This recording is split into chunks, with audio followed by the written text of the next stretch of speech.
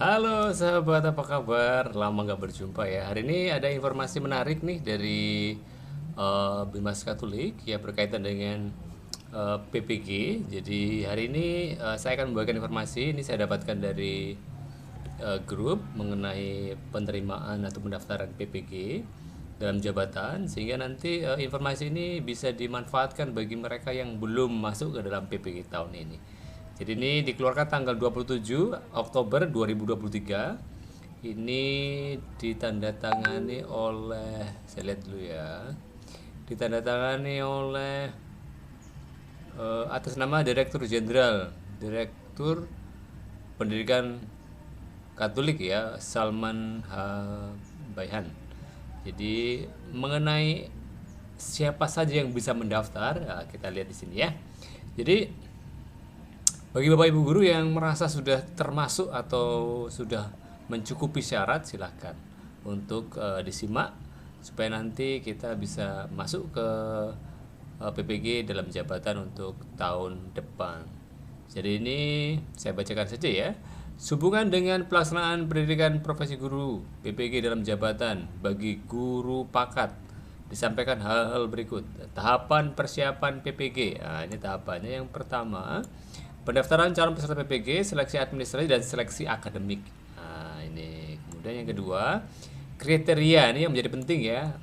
Apakah Bapak Ibu sudah masuk ke dalam kriteria ini? Jadi misalnya yang pertama, terdaftar aktif pada Simpatika saat pendaftaran calon peserta PPG dilaksanakan. Nah, ini bagi yang belum terdaftar di Simpatika, mereka yang misalkan baru bergabung menjadi guru agama atau baru diterima menjadi P3K, silahkan untuk langsung saja bergabung dengan Simpatika. Caranya gimana? Silahkan hubungi admin Simpatika di kanwil masing-masing ya. Biasanya kalau di Bimas Katolik ya, itu ada satu admin. Kalau di Lampung itu ada Mas Jemi yang bisa membantu kita untuk masuk ke dalam Simpatika. Silakan hubungi admin.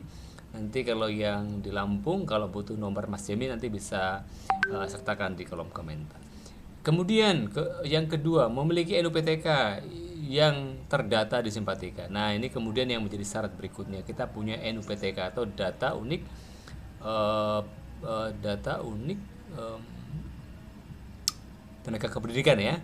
Nah, ini menjadi syarat yang kedua. Jadi yang belum memiliki silakan langsung saja ajukan NUPTK ini ke operator Dapodik di sekolah.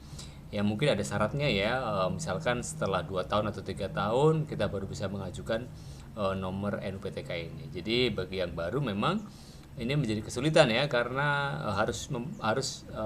persyaratan ini harus didapatkan setelah kita mengajar 2 atau 3 tahun begitu.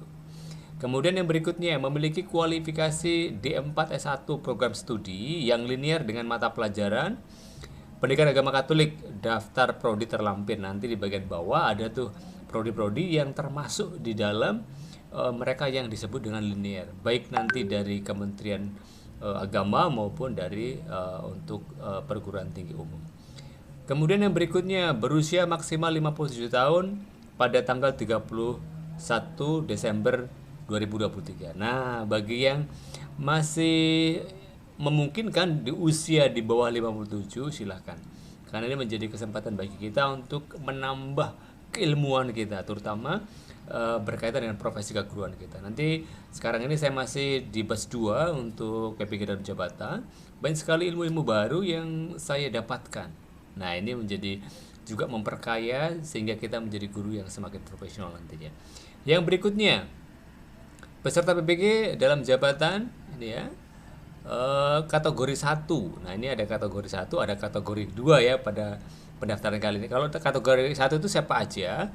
Mereka yang diangkat sampai dengan tanggal 31 Desember 2015. Ini kategori satu, maksudnya ini menjadi prioritas. Nah, menurut saya begitu.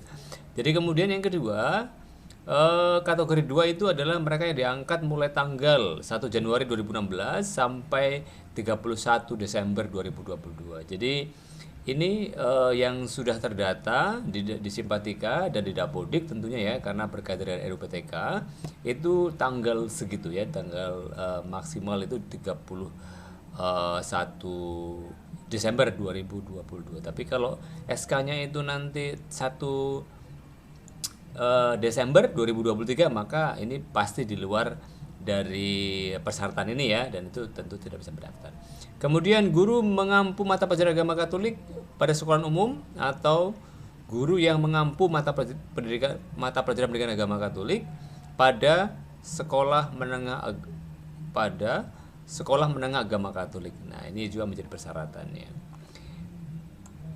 Bapak Ibu guru, yang menjadi ketentuan berikutnya, nah, guru memenuhi kriteria melakukan pendaftaran di fitur Diklat PPG dalam jabatan pada Pranala ini ya. Nanti silakan untuk cek simpatikanya, Pranalanya ini ya, untuk linknya nanti bisa saya sertakan di kolom deskripsi mengenai Pranalanya, supaya nanti Bapak Ibu tinggal cek kemudian klik untuk bisa mendaftar.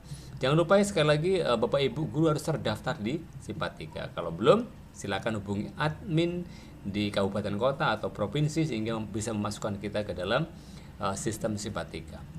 Yang berikutnya, seleksi administrasi dilaksanakan tanggal 10 November. Nah, ini bentar lagi berarti ya, tanggal 10 November. Sekarang tanggal 28 Oktober ya, jadi masih beberapa hari lagi, beberapa minggu ke depan akan dilakukan sampai tanggal 5 Desember. Kemudian nanti oleh pejabat tugas Katolik di kantor Kementerian Agama setempat berdasarkan persyaratan dokumen yang diunggah sebagaimana dimaksud pada angka 3 di atas ya. Jadi nanti sekali lagi untuk pendaftarannya sampai ini ya, 1 Desember ya, sebelum pelaksanaan untuk seleksi administrasinya. Kemudian yang berikutnya, ini ada hasil administrasi diumumkan tanggal 18 Desember. Nah, ini kemudian guru yang sudah seleksi administrasi kemudian akan ditentukan ya untuk seleksi akademiknya kemudian. Jadi yang penting berkas masuk dulu. Nah, gitu. Jadi informasi lebih lanjut dapat mengajukan pertanyaan melalui Pranala ini. Nah, nanti Pranala ini silakan akan saya sampaikan juga nanti di kolom komentar supaya Bapak Ibu guru bisa langsung untuk mengklik. Oke, demikian kabar baik. Oh iya, mengenai linearitas. Nah, ini ada linearitas untuk prodinya.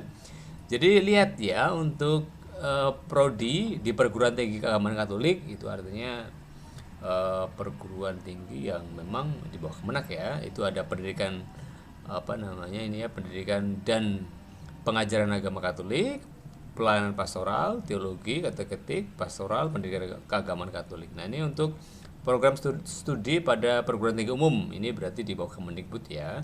Ada filsafat teologi, ada filsafat agama, ilmu pengetahuan khusus pendidikan keagamaan, ilmu pendidikan teologi, kemudian ilmu pendidikan agama Katolik, pendidikan. Nah, ini sebetulnya ada satu lagi yang ada di ini ya, di Jogja itu, Fakultas Teologi Jogja itu sekarang kayaknya prodinya itu filsafat keilahian. Jadi di sini tidak masuk ke sini nih. Jadi nanti mungkin ini bisa dikomunikasikan.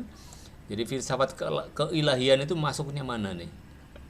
Untuk yang yang Sanata Dharma ya, di Weda Bakti. Jadi itu dulu sih namanya prodinya itu fakultasnya teologi, prodinya itu ilmu teologi kalau dulu. Sekarang udah diganti kayaknya. Jadi sekarang untuk gelarnya malah diganti asfil sepertinya ya. Jadi selamatlah untuk yang terjadi perubahan-perubahan ya, membuat kita agak pusing gitu ya.